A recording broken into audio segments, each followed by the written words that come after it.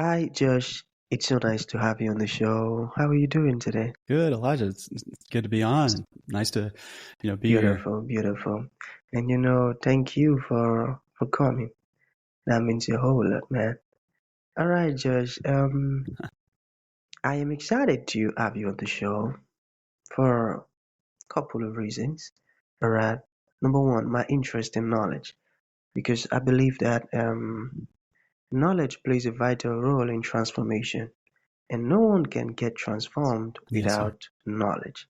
Secondly, my Mm, audience, I believe that there are some things that Josh knows that some of my audience needs to hear you say this stuff, directly from your mouth, in order to experience transformation. mm. I firmly believe that.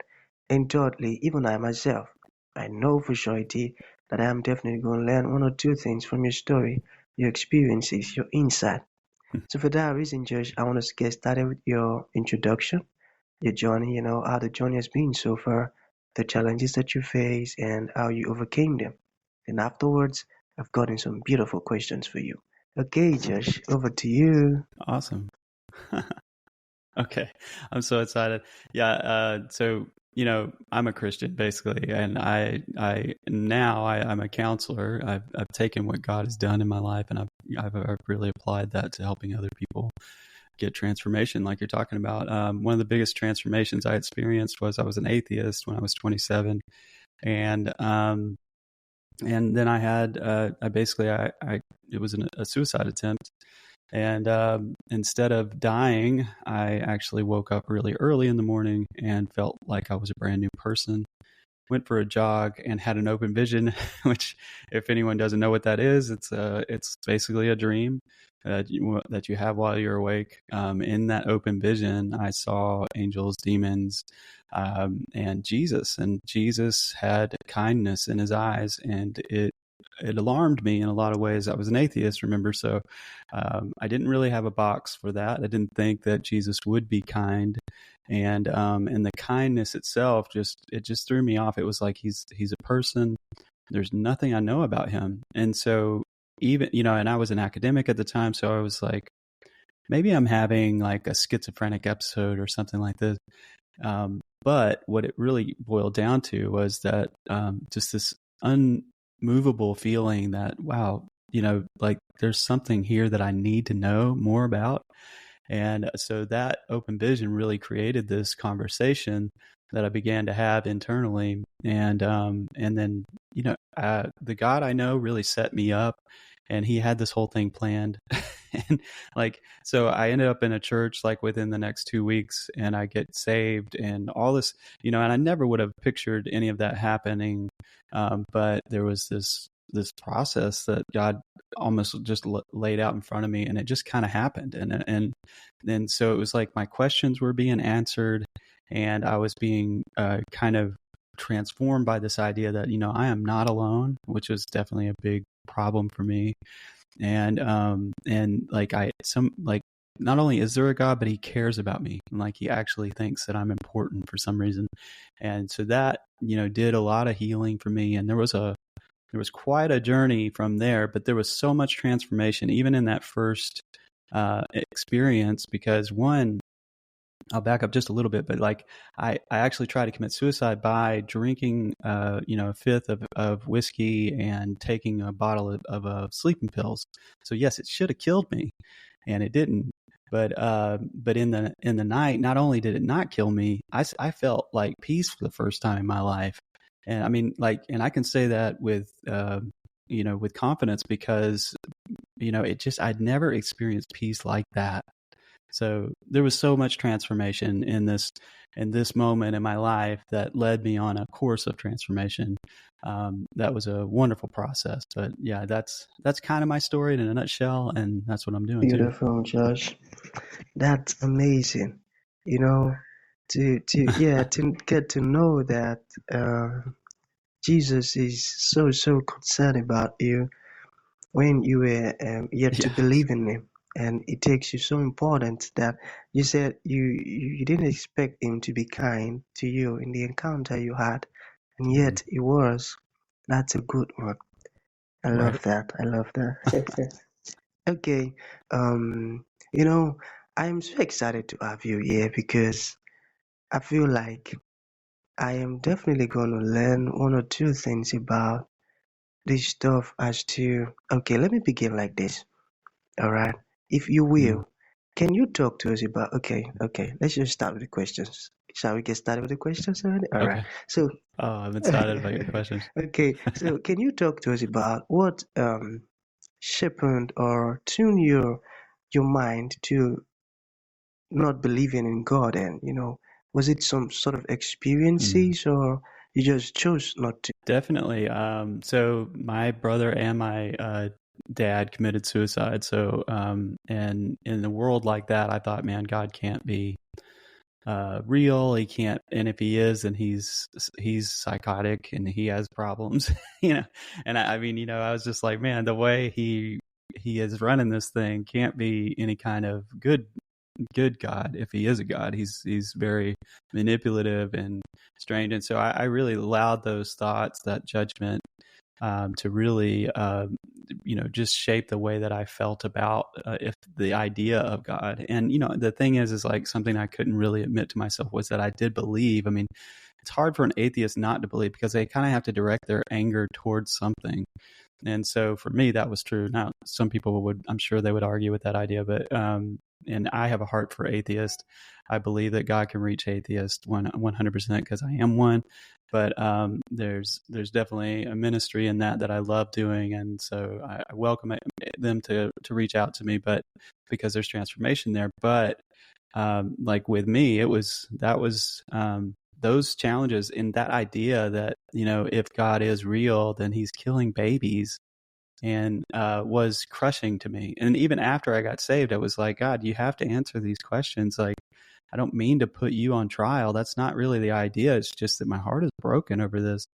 And really, the answer that I got more than anything, and this is such a philosophical issue for people, they take it in all kinds of different directions, but like the satisfying answer that helped me connect to Him as a good God was, that this is a fallen world, and that He obviously cared enough to send His Son. I mean, which is a massive sacrifice, sending your own son into the world. So there's something that said, oh, He doesn't agree with it, because why would He send His Son? So it's not so that even though I don't necessarily understand all the mysteries that are going on, it's like, well, at least I know He didn't agree with the way that the world was. He would have just left it the way it was, and He wouldn't have sent His Son, but He did send His Son. So He is in disagreement, and He does not like the suffering of children and elderly and et cetera, et cetera. He's not on board with that. And so when I was able to understand that, then I was able to kind of put aside my trial on God and say, okay, well, I can actually walk as a Christian and towards God with authenticity. Got that. Now I understand. Okay, let's proceed. All right. Can you talk to us about the importance of testimony? Yeah. Yes. Okay. So our stories are amazingly important. Our authentic story is really important, and I think it takes time to help to write that out. Our testimony has to be processed. We have to go into deep places really to grab the truths that are in there. But of course, we can share our testimony with others, which is so it's like a little piece of heaven that we can pass around. I almost see it like a currency. And so it is a really powerful currency. So we didn't come up with it in this generation. It's been around since the ancient Hebrews. They would share testimonies, and for example, the Red Sea didn't just it wasn't the only time that seas got parted. The Jordan was parted twice. And that's because these testimonies were shared from generation to generation. They were always telling these testimonies orally to each other. They were sharing. That was the tradition. And so, and today it's just as powerful. So if you have received an experience from God, then now you actually have received like a type of currency, and that you can pass around. I mean, there is wealth in the peace that you've received, because like if you can say, I received peace from God, then others can say, wow, that's what I need. And obviously, they can choose to step into a place where they say, oh, that's something that I need too, and God is no respecter of persons, and so that must mean that this is also available to me. It's a little bit of understanding, but there's that cultural aspect that helps people share these things together. And every time if I hear your testimony, Elijah, then I would say, oh man, that's something God can do for me. And then that makes me richer, and it makes you richer. And there's a wealth aspect that I think is really beautiful with testimonies. Good. That's a good one. I love how you answered that question. Testimonies like Thank you. currency. I got that. Okay, so we still have some more questions here. Can you talk to us about Awesome. what an encounter mean? What does it mean? Yeah. So I decided to define it not because I'm some scholar or anything like, I don't have an MDiv or anything, but I wanted to understand and basically create a container so that I could carry this experience that I was having. And that's what the Lord did with this word encounter. So for me, it's like any moment that we know that God is real. So that counts. So if you just had a moment, no matter how small or how big, it was, whether it was an open vision, like where you saw angels and demons and stuff like that, or if it was just that moment of gratitude. But if the result of that moment was that you knew that God was real, then I think it's valuable. And so if we decide that all those little moments that we have where we know that God is real is valuable, then all of a sudden we become a steward of encounter relationship with God. And I think that's a really powerful way to experience our lives. I mean, so Jesus is going about and he's doing what he sees the Father doing. He's saying what he's hearing the Father saying. So there's this experiential component of his ministry in all of his life. And he's saying we can have that same experience. Like we have that same access to his Father. Like he's like, this is what I want for you, is I want you to actually have this same access to him. So if we're having encounters, and here's the thing about these experiences where we know that God is real, is God's not short on those. And so there, it's not like he doesn't have enough. He's God. He's infinite. Think of the stars and the universe. It's just like we can't find an end to this thing. So in the same way, encounters are not like an occasional experience. I think sometimes we put the bar really high for God, and so we're just like, well, it's an experience with God if it's like crazy, and I'm like I'm having all these emotions and things like this, and it's like, those are definitely encounters. But what about the experience that just mattered because you felt some peace or something like that at a smaller level? But if it's something that you're experiencing with God, then it's powerful, and it's valuable. If we can say that to ourselves, then it opens ourselves up to the stewardship component, and we walk into an encounter, what I call an encounter lifestyle, which is the way that Jesus lived his life. And I believe that it empowers us to be ministers on the earth, like in a very powerful way, because we're doing what we see the Father doing, and we're saying what we hear the Father saying, and we hear His voice, we know Him, and we follow Him. He made this for us. This experience for us, this process for us. He made it for us. That's right. Love that. Beautiful. Okay, we have 2 more questions to go. Okay. Yeah, so awesome. Can you tell us about sozo counseling, and what is sozo? Yeah. So sozo is a Greek word. It's over 100 times used in the New Testament, and it's used for 3 different English words, which are saved, healed, and delivered. So there's different scenarios that you see it there. But in the Greek, if you're reading the Greek manuscript, then you'll see the word sozo. And it's like, this person was saved, it actually says sozo. If this person was healed, it actually says sozo. This person was delivered of a demon, then it says sozo. And so that's the meaning of the word sozo. But there's this idea especially the, one example, the temple, beautiful, the guy jumps, he leaps, and he blesses God. So there's a spiritual healing, there's a physical healing, and there's an emotional healing. So it's the wholeness aspect of like healing that God is it's the Isaiah 61, idea that, he's come for the brokenhearted. It's not, he's not just coming to rule and dominate. He's coming because he cares about us inside and out, and he really wants to help us heal. So Sozo ministry is the focus on helping people really connect to a God that wants to sozo them. He wants to, save, heal, and deliver them. So it is a deliverance ministry, but it's also a healing ministry, and it's also just like, that's that whole paradigm.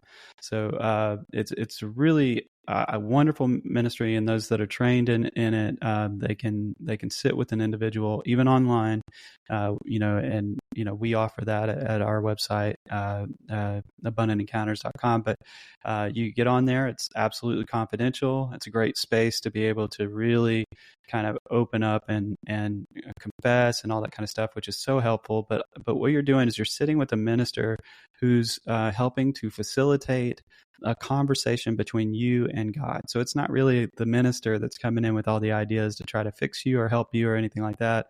It's very person-centered in that it helps you just amplify your ability to hear God and experience that. So I love this ministry. I've seen so many people get free, and even people get healed physically sometimes. And it's just like God really is trying to sozo us. He's trying to get through and help us just absolutely have wonderful lives here in this life. There's a lot of kingdom wealth that God is trying to get to us. And there's some blockages and things like that can easily be removed when we have those connections restored between us and the Father, Son, and the Holy Spirit. Oh, amazing. Beautiful. Okay, Josh. Thank you, Elijah. Yeah, to bring this to an end, what would you like to leave the audience with? Like a final thought. And to those ones who like to learn more about you, learn more about what you do, how can that be possible? Awesome. Well, I want you to just know that God absolutely does love you. He's running after you. He's amazing, and He is what we need. He actually created us to need Him.